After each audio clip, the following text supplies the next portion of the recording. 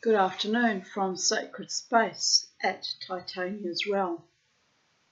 It's 12:20 p.m. on the 2nd of March 2025 and it's a rather hot day again. At the moment 29 degrees Celsius, and apparently there was an earthquake up in Townsville, quite a nasty one. So stay safe wherever you are in Australia. It's getting weird, people of Earth, but earthquakes do happen, just not very often in Australia, but apparently it was quite shallow, so knocked out quite a few people's power, knocked out the power for a lot of people, and so yeah, a bit alarming. Anyway, on we go, soldiering on as we do every day on planet Earth, being surprised sometimes by very unusual, strange events.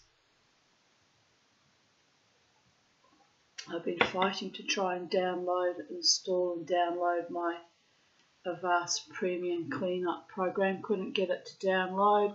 Been sitting here for an hour fighting with it. Cost me $89, which isn't a lot of money to most people, but I resent paying money on things that don't work on my laptop. But I suspect it's a problem with my laptop. It's been weird for a while. I had to completely factory reset it to even get to be able to use the camera and to make my YouTube videos about a month or so ago. So anyway, I'm frustrated because I'm not coping with technology anymore. I can't get things to work, and I don't know whether it's I'm becoming demented or if it's a technological hitch on my computer. And it's a bit humbling. I feel, can you see I look all pale and kind of wan and fragile? I get very distressed when I can't get things to work. Often blame myself and then later find out that it was a faulty program or faulty whatever, and all that time I've been sitting there banging my own head thinking that I'm stupid. Anyway, I don't know how to resolve it. I'll have to contact them. I think they're in Ireland, and just say, look, none of this works. Is it possible that it's a problem with your program, or is it a problem with my computer? Or, never like to admit that I'm stupid, but sometimes I need to be told all you had to do is click that button or do that, and it can be a simple fix. But I tried 25 times to install the download and nothing happened. So after 25 times and 11 on my iPhone, I realised finally that I can't do it. Sometimes I can't do things and I need help. Sad but true, isn't it? Very sad but true. Anyway, I thought I'd continue with doing something I can do, which anyone who's been taught to read can do. It's a simple thing really, and takes up a fair bit of my time, but it's pleasurable. Continue reading The Dreamfighter and Other Creation Tales by Ted Hughes, and as my nickname is Psychedelic Dreamer, because I dream in Technicolor, not because I ever dabble in drugs, people. I have dabbled in the past with, cannabis, which was quite healing actually for my PTSD, but I can't afford to keep it up. I did try. I was legally allowed to be on the program for legal cannabis, but they wanted $185 for 25 mils of CBD oil. I just couldn't afford that, and so I'm riding through life with my high anxiety, which is a side effect of growing up with complex PTSD from a prejudicial childhood, and I'm just managing it by, reading and writing, making videos and dancing on the weekends, and just living as though I had a normal, happy life like every other person on this planet should be having, but many are no longer because life's gotten a little bit too tenuous for all of us. But anyway, because I've survived most fucking things, I'm just riding through life. And I'm a bit distressed I can't get this vast program to work, but in the broad scheme of things, if my computer dies or blows up, what do I care? It's just one more thing. So there is that, people of Earth.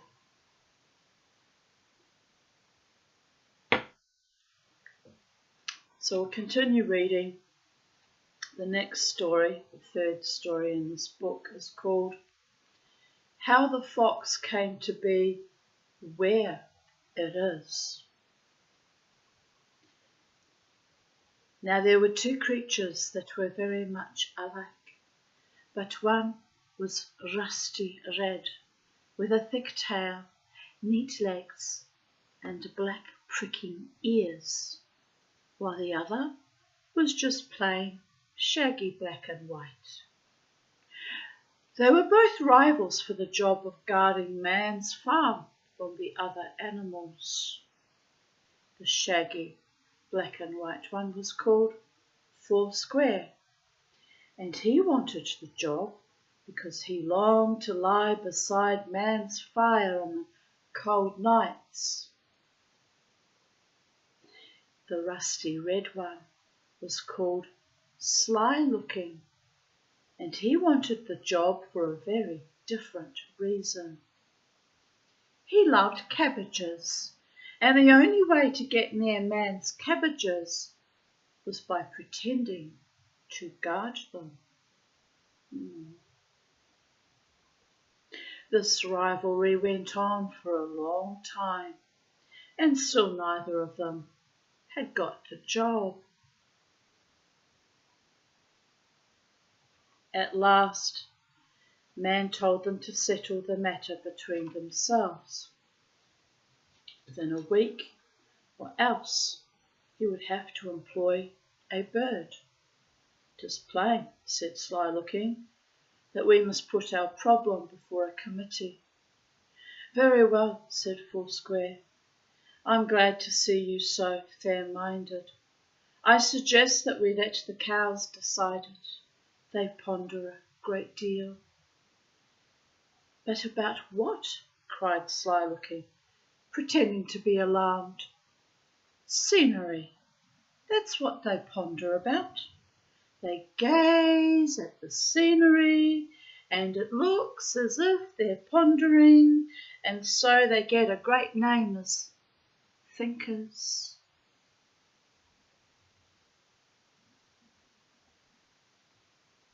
"They're no use for important, deep problems, such as ours."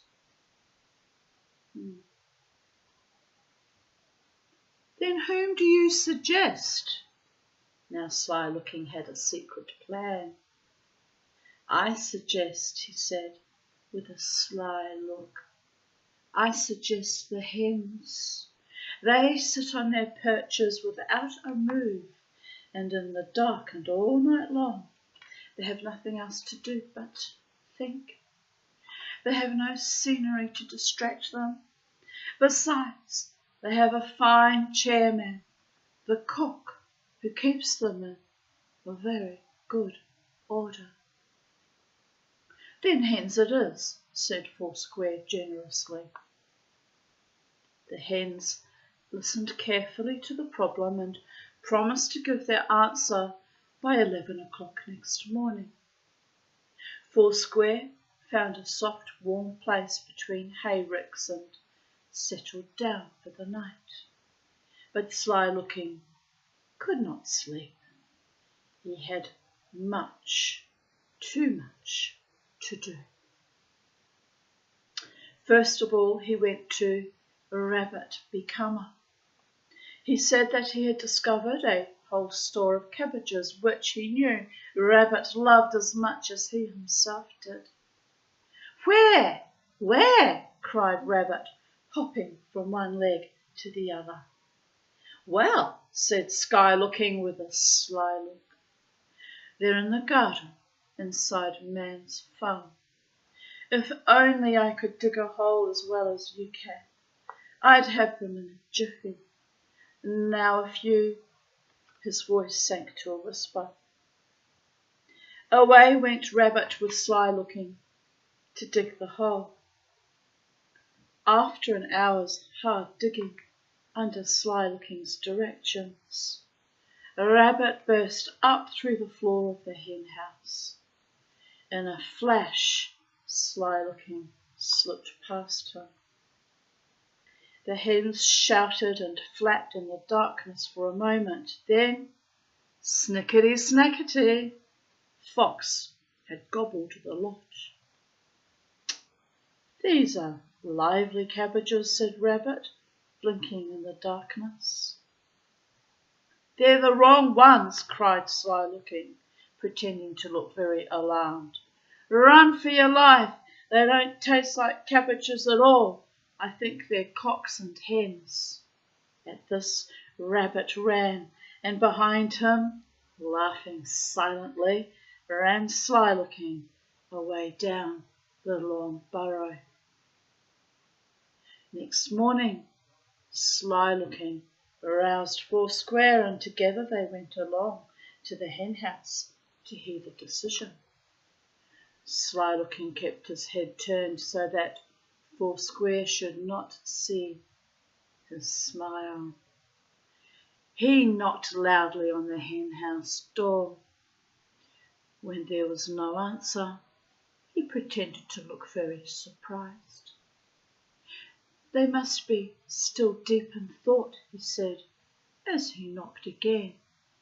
Still there was no answer, and with a puzzled frown at Foursquare, he opened the door and immediately jumped back. "Murder! Murder!" he cried. "Oh, look at the poor hens." Foursquare ran in. Nothing was to be seen but piles of feathers and a fresh rabbit hole in the middle of the floor. "Who's been here?" cried Sly Looking, pointing at the burrow. "Well, that looks like Rabbit's work," said Foursquare. "The villain!" cried Sly Looking. "Does he hope to get away with this?" And away he went down the long burrow, almost choking with laughter. He found Rabbit crouched in the end of a side shoot, still trembling, terrified by what Sly Looking had persuaded him to do. Without a word, Sly Looking bundled him into a sack and carried him back to Man. "Here's the villain who murdered all your poor chickens," he said. "Put him in your pot." Man was delighted. He was so pleased, in fact, that he employed Sly Looking on the spot to guard his farm, and told him to go and tell Foursquare the decision. And so Sly Looking became the sentry at the farm and was happy among the cabbages. But not for long. He could not get out of his head the way those hens had tasted. One night, as he patrolled the farm, chewing a cabbage leaf, he thought and thought of those hens until he could bear it no longer. There were new hens in the hen house, and Sly Looking went straight there. "Good evening, ladies," he said as he entered. "Is everything all right?" Once he had the door closed behind him, he chose the fattest hen and snap! She was gone. The others looked at him in alarm. "What will Man say when we tell him?" they cried. Sly Looking smiled, and snuppety, snippety, snoppety, snap! There was nothing left but a pile of feathers. Next morning Man just couldn't understand it. But he put new hens in the hen house. Sly Looking swore he had never heard a thing. That night he visited the hen house again, and so every night. Tough sort of things in this book. And so every night for a week, he couldn't resist it. And each time he had to gobble up every single hen, lest any be left to tell Man what he had been up to. He quite lost his taste for cabbage leaves. One evening, as he was going for a stroll in the fields, he met Foursquare. "What are you doing still snooping around here? Away with you," he cried. "I've to guard the farm against such creatures as you."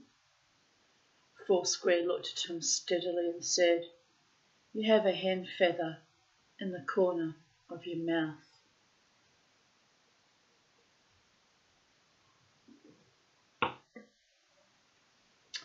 Sly Looking was furious, but before he could say anything, Foursquare had walked away.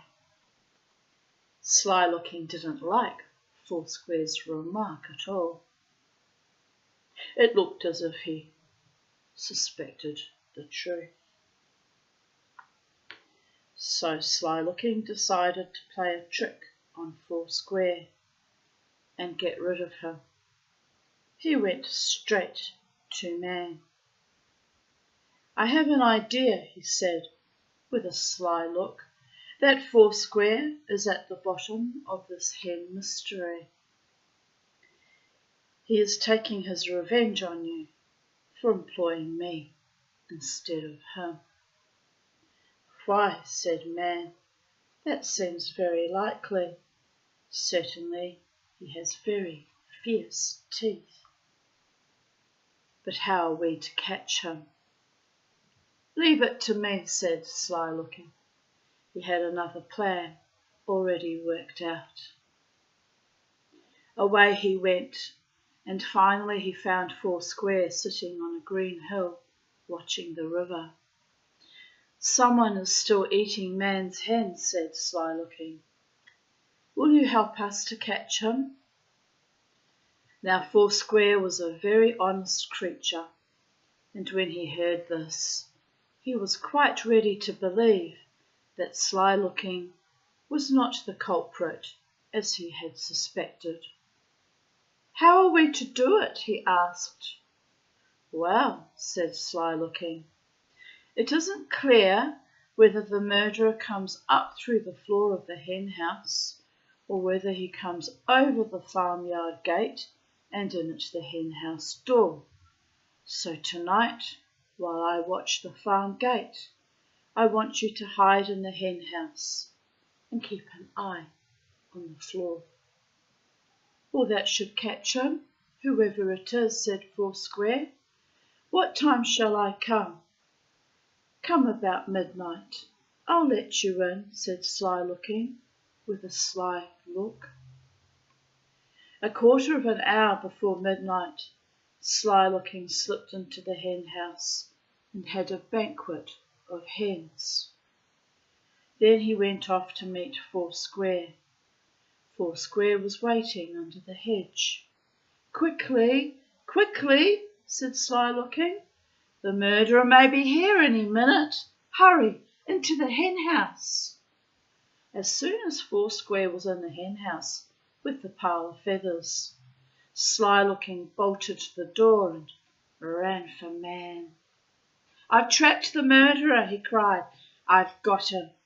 Man came running to see who it was. "Why, it's Foursquare, just as you said. Well done, Sly Looking."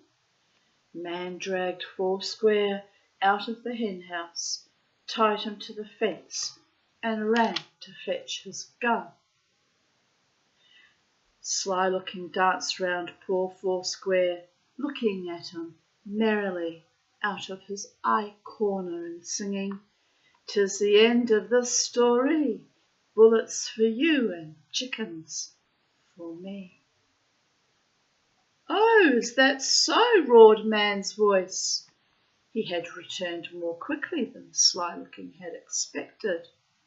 bang went his gun, and bang, but Sly Looking was over the wall and 3 fields away, still running.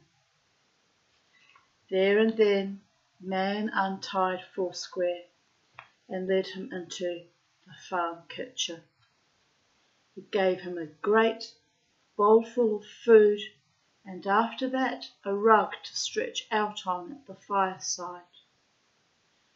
But that night and every night after it, Sly Looking had to sleep in the wet wood, and whenever he came sneaking back to the farm, sniffing for hens, Foursquare would hear him. He would jump up from his rug, barking at the top of his voice, and Man would be out through the door with his gun. But Sly Looking was too foxy to be caught. In fact, he was so foxy that pretty soon nobody called him Sly Looking anymore. They called him what we call him, plain Fox.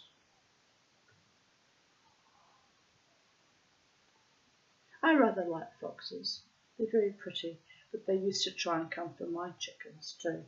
So then I'd get very distressed and was not feeling quite so tender towards them, but they didn't take any of my chickens. Ironically, neighbourhood dogs did instead. A particular neighbourhood dog belonging to that demented old Romanian who has since died. Pretty sure it was him and his dog doing it, but because I didn't have proof I couldn't actually do anything about it. But oh, I was livid.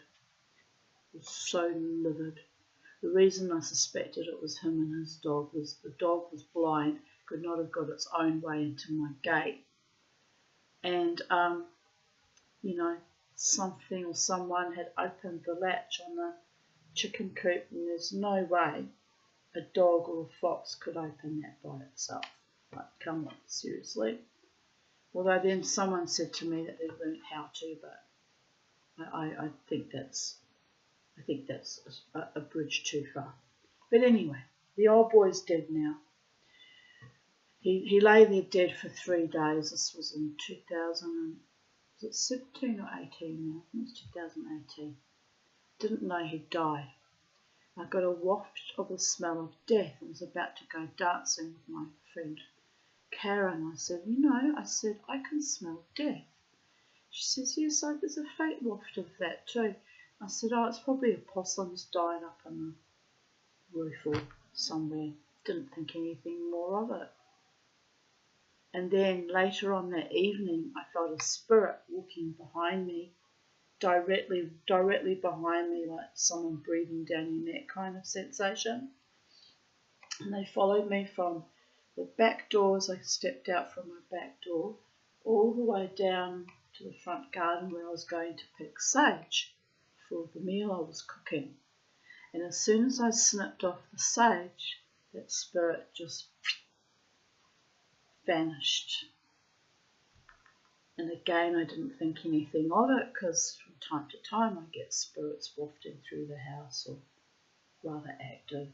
So 3 days later, ambulances and a coroner and his family arrived. The old bastard had died, been lying there for 3 days. So I did feel bad about that. It was upsetting. But, he was an old bastard. He used to threaten to rape me, he was just off his nut. One time he threatened to rape me. I said, I'm sick of you threatening to rape me. I said, do you want me to beat you to death with both my sticks? What sticks have you got? That's how mad he was. I said, I got a hockey stick and a really long staff, and either one will put you in hospital. I've had enough of your shit, John, I said to him. Oh, I love you really. I love you really, Tanya. I said, that's not the kind of love I welcome from men. You can just calm your farm. So he calmed it for a little while. And then it happened again. I'm gonna come over at 3 o'clock in the morning when you come home from the club. I'm going to rape you. So I looked him square in the eye. I said to him, isn't your daughter training to be a doctor? Doesn't she have residency at one of the local hospitals here? I said, how would your daughter, the doctor, like to find out that Daddy is a rapist and regularly threatens me with rape? He went pale. His whole face went white as a sheet. Please don't tell my daughter that. Oh, really? You worry about your daughter's opinion of you more than threatening women with rape, do you? You asshole, I said. He's looking at me. I beg you, he said. I promise I'll stop it. Please don't tell my daughter. Please. Anyway, when they all came to take his body out of the house, I stood here in my garden facing them. I didn't go over to them. I just somehow felt I'm not going to pretend that I'm, friends of theirs. I don't really know them. I did feel sorry for his daughter, so I just called out my condolences. They burst into tears. And I never did tell the daughter that Daddy was fantasizing about raping me constantly, which was foul and awful and triggering and just dishonouring and fucking putrid. But I never did tell his daughter. I figured, he's dead. I know the truth. She doesn't need to know that. Probably deep down she suspected, because he would have been creepy around her during her childhood and adolescence from time to time. A man that could only constantly think about raping is not the kind of father that anyone really wants, actually, especially a daughter. Ask me how I know. Anyway, let us continue. This ended up being a very dark spiral into hell, but it happens to be true. He wanted me, wanted my attention, yet again probably wanting to tell me, look, I'm lying there dead, can you call someone? Because although he was a dirty old man, he was Romanian, and Romanian people, I guess not all, but often are quite spiritual and psychic. And he used to say to me, I don't believe in any of that rubbish. I served in the Romanian army as a young man. I don't believe in ghosts and vampires and all that nonsense. And I'd just laugh at him.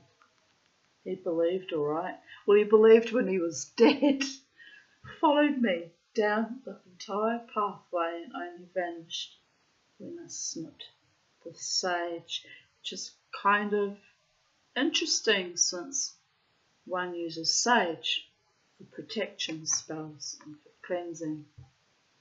Anyway, there's other stories about him I could go into, but I won't. It's just too traumatic. But anyway, he didn't actually do me any harm, but he decided that he wanted me to co-parent some sheep. And the sheep got killed by by domesticated dogs too. Anyway, too traumatic. Don't want to go into that story. Enough darkness. Let us carry on with the next story. How the polar bear became.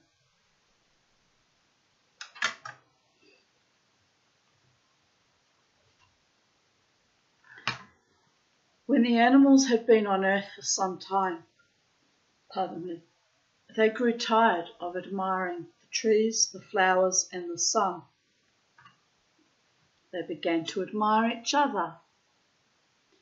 Every animal was eager to be admired and spent a part of each day making itself look more beautiful. Soon they began to hold beauty contests. Sounds a bit familiar, doesn't it? Anyway, sometimes tiger won the prize, sometimes eagle, and sometimes ladybird. Every animal tried hard. One animal in particular won the prize almost every day. This was polar bear. Polar Bear was white. Not quite snowy white, but much whiter than any of the other creatures. Everyone admired her in secret too. Everyone was envious of her. But however much they wished that she wasn't quite so beautiful, they couldn't help giving her the prize. "Polar Bear," they said, "with your white fur, you are almost too beautiful." All this went to Polar Bear's head. In fact, he became vain. She was always washing and polishing her fur, trying to make it still whiter. After a while, she was winning the prize every time. The only times any other creature got a chance to win was when it rained. On those days, Polar Bear would say, "I shall not go out in the wet. The other creatures will be muddy, and my white fur may get splashed." Then, perhaps, frog or duck would win for a change. She had a crowd of young admirers who were always hanging around her cave. They were mainly seals, all very giddy. Whenever she came out, they made a loud shrieking roar. "Ooh, how beautiful she is!" Before long, her white fur was more important to Polar Bear than anything. Whenever a little speck of dust landed on the tip of one hair of it, she was furious. "How can I be expected to keep beautiful in this country?" she cried then. "None of you have ever seen me at my best because of the dirt here. I am really much whiter than any of you have ever seen me. I think I shall have to go into another country, a country where there is none of this dust. Which country would be best?" She used to talk in this way because then the seals would cry, "Oh, please don't leave us. Please don't take your beauty away from us. We will do anything for you." And she loved to hear this. Soon animals were coming from all over the world to look at her. They stared and stared as Polar Bear stretched out on her rock